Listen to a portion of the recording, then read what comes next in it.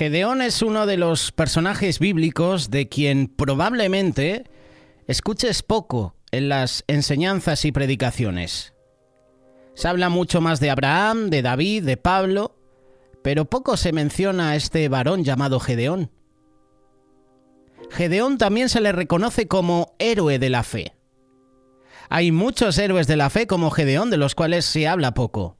Supongo que podría pensar en ellos como los no tan ricos y famosos del mundo antiguo. Personas como usted y como yo. Hombres y mujeres comunes que hicieron cosas poco comunes porque confiaron en las promesas de Dios.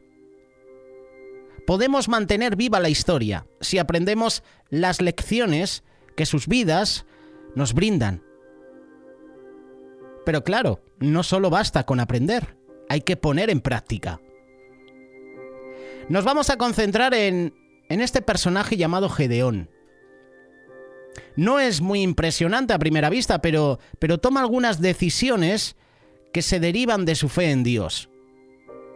Tan significativa es la marca que este hombre tan común hizo en su tiempo que aparece en Hebreos capítulo 11, junto a los que mueven, sacuden el Antiguo Testamento. Como ya te he dicho, los famosos héroes de la fe. ¿Cómo nos gustaría estar en ese capítulo, verdad? ¿Cómo nos gustaría que se nos reconociera como héroe de la fe? La historia de Gedeón la puedes encontrar en Jueces, capítulos 6 y 7. Aquí puedes encontrar un manual sobre la confianza en Dios. Aquí hay lecciones que nos van a ayudar a confiar más en Dios.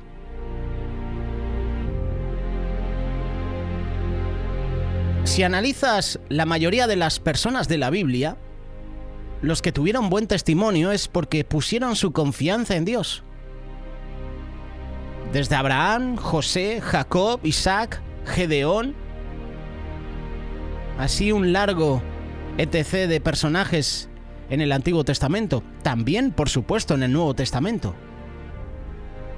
¿En quién hemos puesto nuestra confianza? ¿En quién has puesto tú tu confianza? La primera lección que podemos aprender de Gedeón es que Dios usó un tiempo difícil para llamar a Gedeón. Dios usa tiempos difíciles para llamar nuestra atención. Cuando empiezas a leer Jueces capítulo 6, vas a encontrar a la nación de Israel saliendo de una época de relativa tranquilidad. Las facturas están pagadas, los niños se portan bien, el negocio va bien.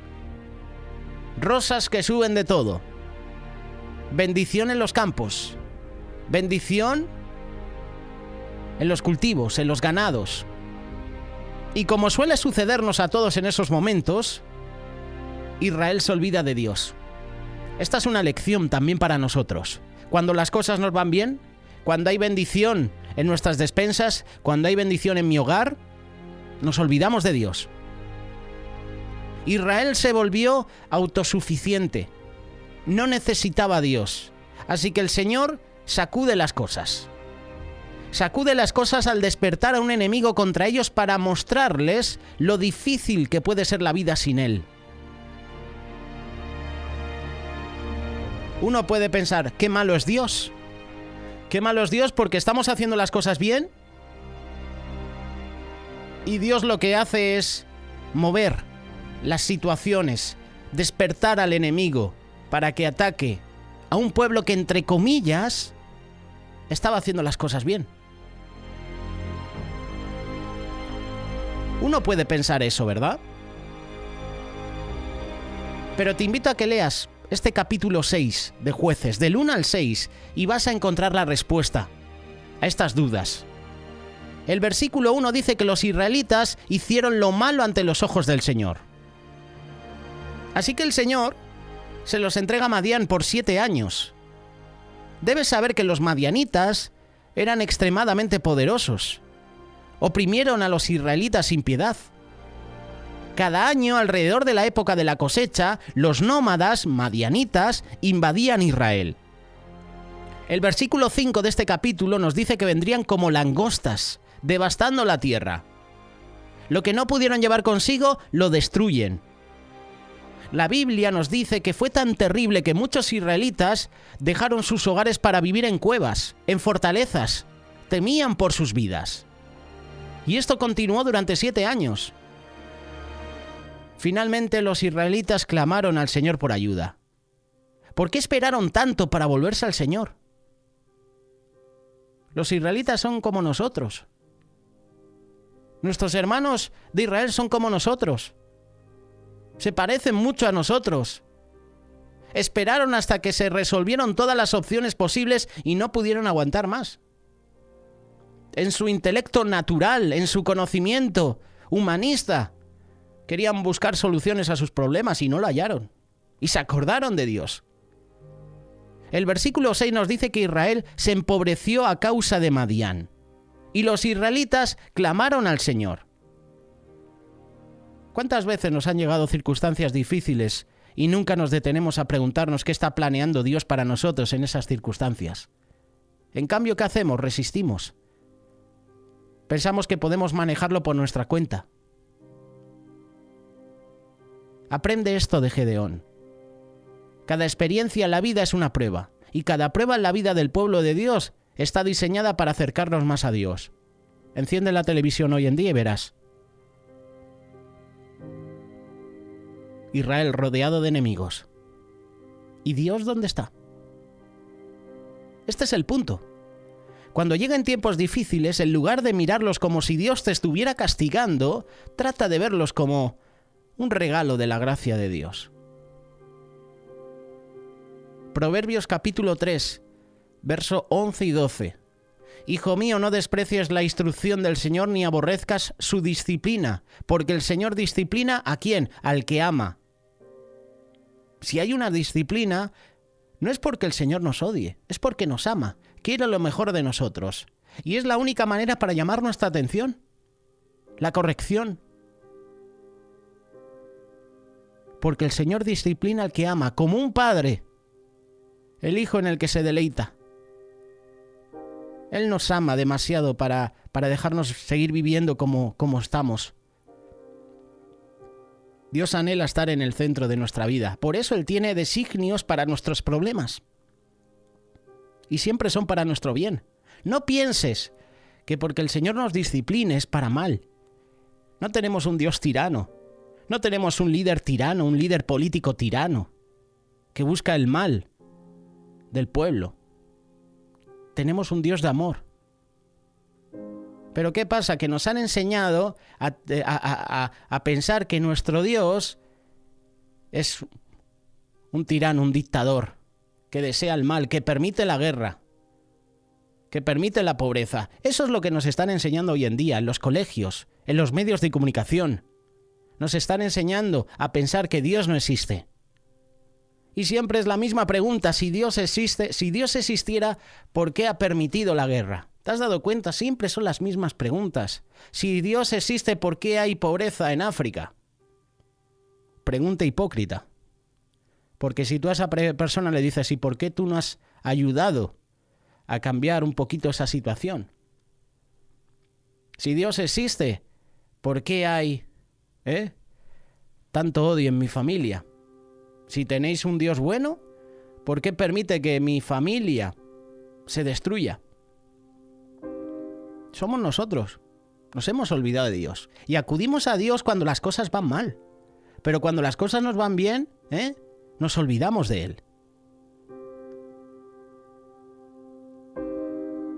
C.S. Lewis dijo: Dios nos susurra nuestros placeres, habla en nuestra conciencia, pero grita en nuestros dolores. Es su megáfono para despertar a un mundo sordo. En este tiempo difícil, Dios tuvo la atención de todo el pueblo de Israel. Ellos clamaron a Dios, pero también fue el momento para que Dios hiciera el llamado a Gedeón.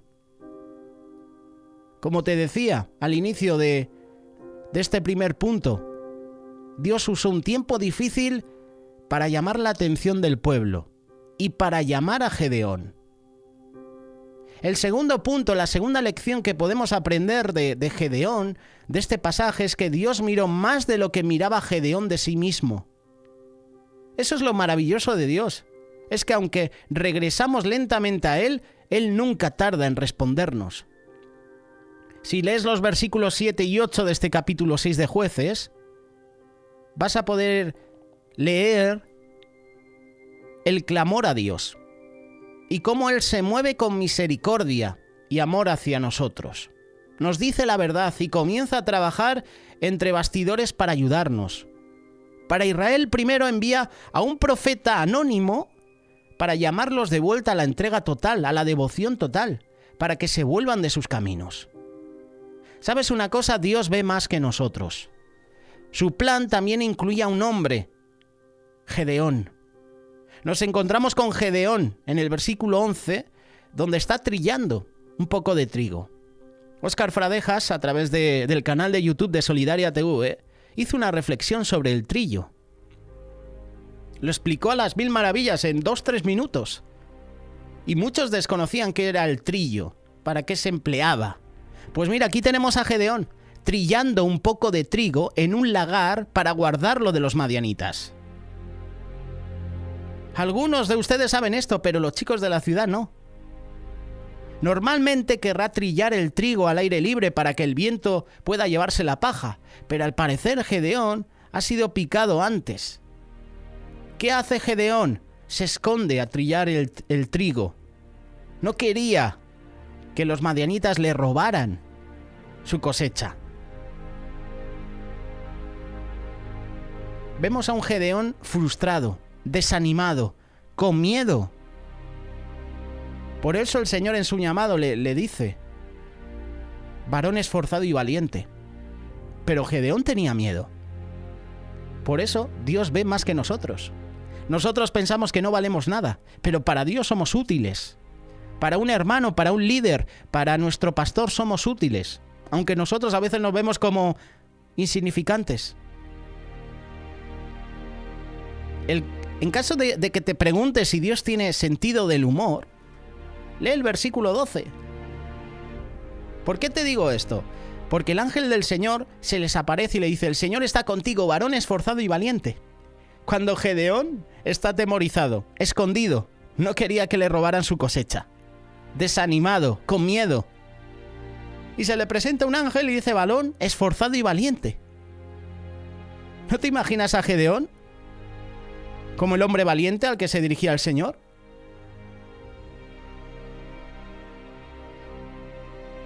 Dios vio más de lo que vio Gedeón. Y yo creo que Dios vio lo que estaba a punto de hacer con Gedeón. Y ya era hora de que Gedeón lo viera también. ¿Sabes quiénes son realmente? Una de las mentiras más grandes que nos decimos a nosotros mismos es que Dios solo usa personas especiales. Si eres un creyente nacido de nuevo, eres hijo de Dios. Su amigo, su obra maestra. Tú y yo hemos sido justificados. Somos libres de la condenación. Somos nuevas criaturas. Y el enemigo trata de mentirnos. Como compartíamos en estos días, el enemigo ataca primero a nuestra identidad. El enemigo quiere que recuerdes tu pasado de pecado. Quiere que te olvides de que eres un hijo de Dios. El enemigo te dice que eres un miedoso, un pecador. Dios no te va a utilizar. Has vuelto a pecar, has vuelto a caer. Dios quiere usarte, pero el enemigo quiere evitar que Dios te use. Y por eso nos engaña, nos ataca la mente. Y aquí tenemos a Gedeón, desanimado, frustrado. Dios sabe quién eres. Dios sabe quién era Gedeón. Incluso si no lo sabes, Dios va a trabajar para ayudarte a ver tu verdadera identidad.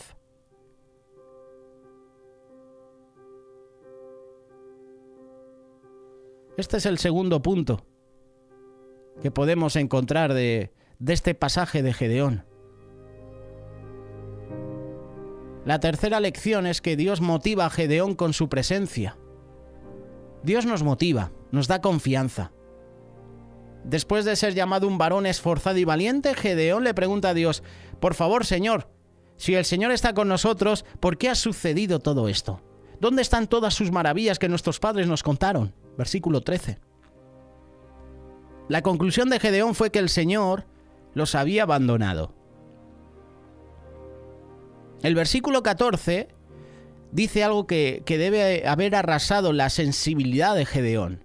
Dice que el Señor se volvió hacia él. Miró a Gedeón a la cara y dijo: ve con las fuerzas que tienes y libera a Israel del poder de Madián. ¿No te envío yo? Esto lo hizo con Moisés.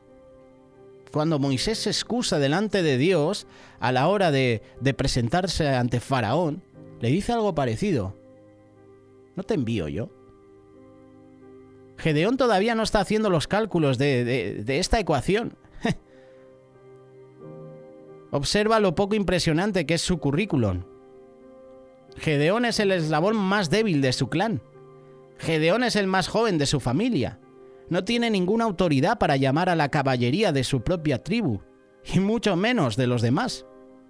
Pero Dios confirma sus prioridades con su presencia. Versículo 16. Yo estaré contigo. Derribarás a Madián como si fuera un solo hombre. A Gedeón se le da una comisión, se le informa, se le dicen los resultados de antemano, se le promete la asociación sin igual del Señor mismo. Y después de una confirmación adicional de que de hecho estaba tratando con Dios mismo, si sigues leyendo el versículo 22 nos dice que las piezas se encajaron en su lugar para Gedeón. Grita: oh no, Señor Dios. He visto al ángel del Señor cara a cara. Los temores fueron consolados. Su llamado fue afirmado. ¿Qué hace Gedeón? Construye un altar al Señor. ¿Qué motivó esto? Un encuentro personal con Dios. Gedeón necesitaba un encuentro personal con Dios. Y Dios lo encontró justo donde estaba, dándole una sensación de paz, de propósito.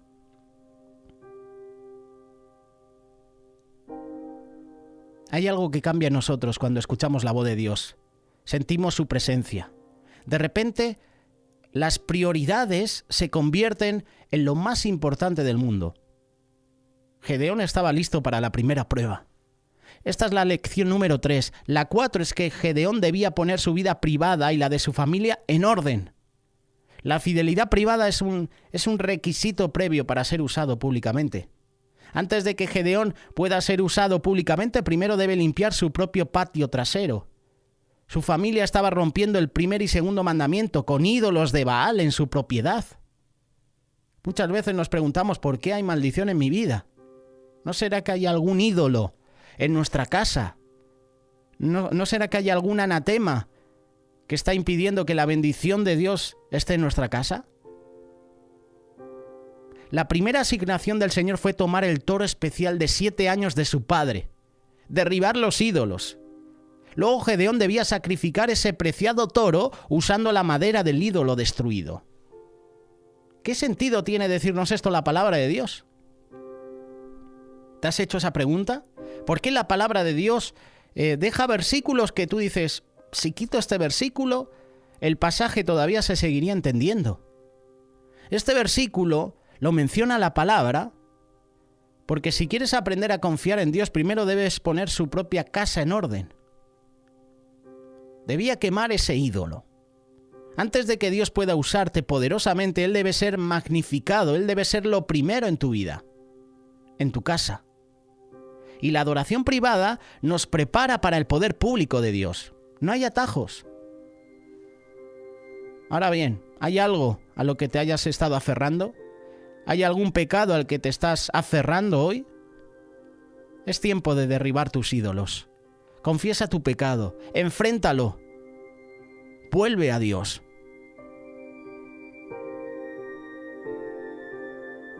Dios mueve las cosas. Dios honra a quienes lo honran. Le sucedió a Gedeón. Evidentemente ese toro, ese ídolo, era un ganado de cría comunitario, propiedad de la familia de Gedeón. Y el versículo 30 de este mismo pasaje dice lo siguiente: hombres de la ciudad le dijeron a Joás: saca a tu hijo, debe morir. Pero el acto de Gedeón ya estaba provocando el cambio. Su padre Joás se despertó a la verdad, se enfrentó a los hombres. Curioso, ¿verdad? Estos hombres de esta ciudad ven a Gedeón quemando los ídolos y van al padre de Gedeón y le dice: saca a tu hijo que tiene que morir. ¿Qué hace el padre? Se le abre los ojos, se le abre el entendimiento y defiende a su hijo. Joás se despertó a la verdad y se enfrentó a los hombres, preguntando en el versículo 31, ¿contenderéis vosotros por Baal? Si él es un Dios, contiendo por sí mismo con el que derribó su altar. El más pequeño de la casa tuvo que abrir los ojos del padre. Y en muchas ocasiones nosotros tendremos que hacer eso también en nuestra familia, abrir los ojos a nuestros padres. En muchas ocasiones nuestros padres abrirán los ojos a los hijos, a nosotros. Este no es el camino, hijo. Te estás desviando. Vuelve al Señor. Lección que aprendemos de Gedeón. Para que Dios utilizara a Gedeón, primero Gedeón debía poner su vida privada, la de su casa, en orden, la de su familia. La lección número 5 es que Gedeón dio un paso de fe. Dios es paciente con nuestro proceso de fe. Dice que los madianitas, versículo 33, capítulo 6, Jueces, dice que estos madianitas y sus socios se estaban preparando para hacer una incursión, pero en lugar de encogerse en una cueva, versículo 34 dice que el Espíritu del Señor envolvió a Gedeón, y él tocó el cuerno de carnero, y los abiezeritas se reunieron detrás de él. Gedeón había dado un gran paso de fe en su fidelidad privada, y ahora el Espíritu de Dios estaba trayendo a personas de todas partes. Aparecen 32.000 hombres, todos listos para luchar. Pero mira esto, incluso después de su encuentro con el Dios Todopoderoso, a pesar de que había sido obediente para limpiar la tienda en casa, aunque el Espíritu le estaba dando poder, Gedeón todavía luchaba con las dudas. Sabe que Dios ha prometido salvar a Israel a través de él, pero se mira en el espejo y el reflejo que ve no parece alentador. Versículo 36 y 37, Gedeón dice al Señor: si librares a Israel por mi mano, como dijiste, pondré aquí un vellón de lana en la era. Si solo hay rocío sobre el vellón y toda la tierra está seca, sabré que librarás a Israel con mi fuerza, como dijiste. ¿Qué está haciendo aquí Gedeón? Yo pienso que no está dudando de Dios. Le está probando, quiere probarle. Me encanta esto. Me encanta no lo que hace Gedeón, sino lo paciente, lo amoroso que es Dios con nosotros. Gedeón está haciendo un trato con Dios. Gedeón quiere una señal de confirmación. Y la Biblia dice que a la mañana siguiente Dios se la dio. El vellón estaba mojado y la tierra estaba seca. Incluso cuando este Tomás incrédulo del Antiguo Testamento invierte la prueba, pidiendo que el vellón se seque y la tierra se cubra de rocío, Dios en su gracia confirma. Dios está convirtiendo a Gedeón en un siervo totalmente convencido, haciendo desaparecer toda duda. Y esto es una lección para nosotros también. Ponle pruebas al Señor. Señor, tengo estos anhelos. ¿Están alineados a tu voluntad? No es que dudes de que el Señor te lo va a dar. Yo quiero una señal de confirmación. Y Gedeón no dudaba. Quería una confirmación y el Señor se lo confirma. Lección número 6. Gedeón entendió que la victoria depende del poder de Dios y no del hombre. Este es el último punto. Gedeón ahora está listo para la batalla, pero Dios tiene otros planes. En Jueces 7:2 el Señor le dice a Gedeón: tienes demasiada gente para que yo te entregue a los madianitas. O de lo contrario, Israel se jactaría diciendo: mi mano me ha salvado. Es verdad. Si hubiera vencido Gedeón con sus 32.000 hombres a los madianitas, seguramente los soldados y el pueblo dirían: ¡viva el ejército de Gedeón! ¡Viva Gedeón! Dios procede a darle a Gedeón un par de pruebas para reducir el número. La primera prueba, eliminó a 22 hombres. No, 22 no, ya no gustaría, ¿verdad? 22.000 hombres. Fuera. Imagínate, un ejército de 32.000, lo reduces a 22.000. Increíble. ¿Te quedas con cuántos? Con 10.000. Sin embargo, aún Dios dijo que aún eran demasiados. ¿Qué hace Gedeón? Lleva a sus hombres a las aguas para ser probados. De modo que en el versículo 4, Jueces 7, se dio la segunda prueba. Dios le dice a Gedeón que lleva a sus hombres al agua y los deje beber. Gedeón debe haber tragado saliva cuando empezó a contar cuántos fueron descalificados. 9.700 estaban fuera. Solo quedaban 300.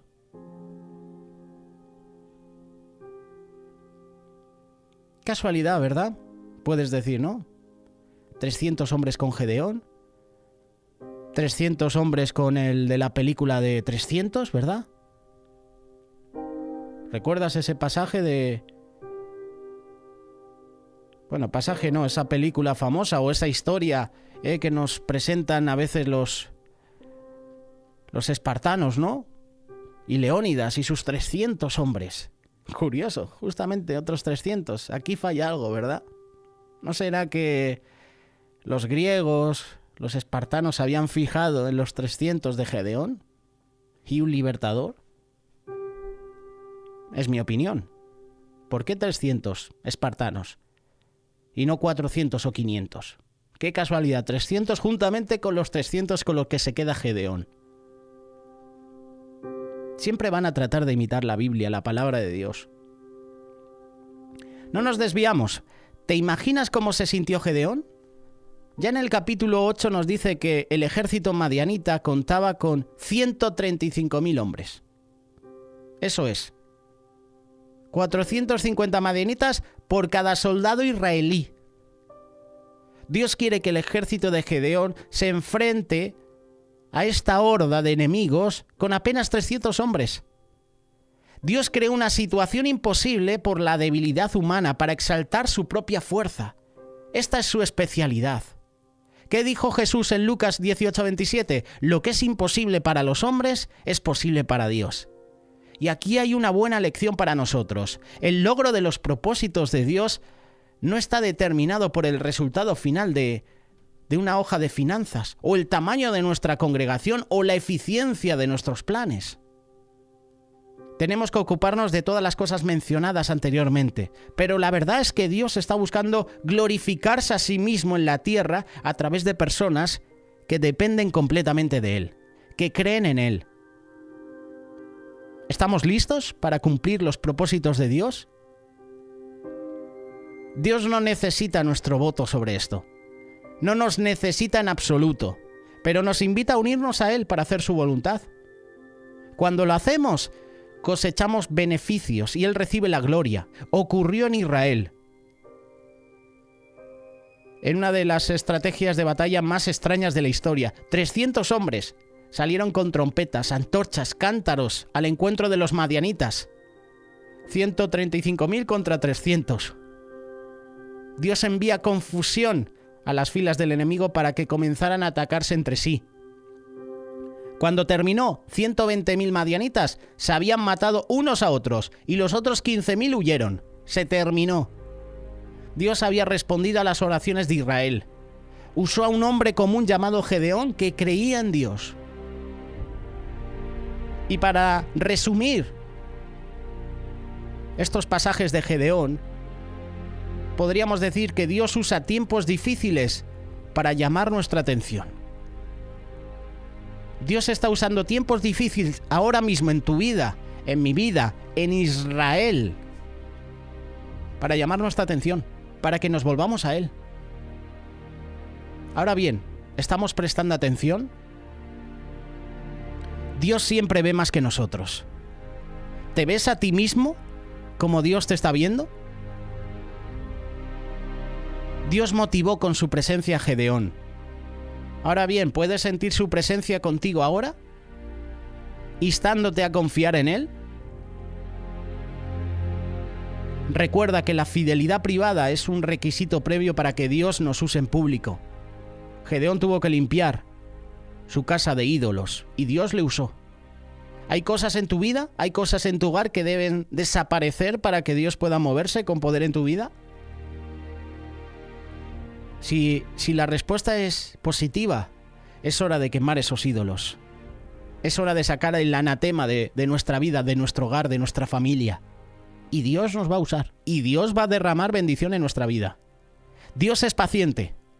Dios es paciente con nuestro proceso de fe como lo hizo con Gedeón. Y el éxito está determinado por el poder de Dios, no por el nuestro, ¿vale? Que no se nos suba a la cabeza. Es por Él, no por nosotros. Dios nos usa, somos el instrumento, pero la gloria se la lleva a Él.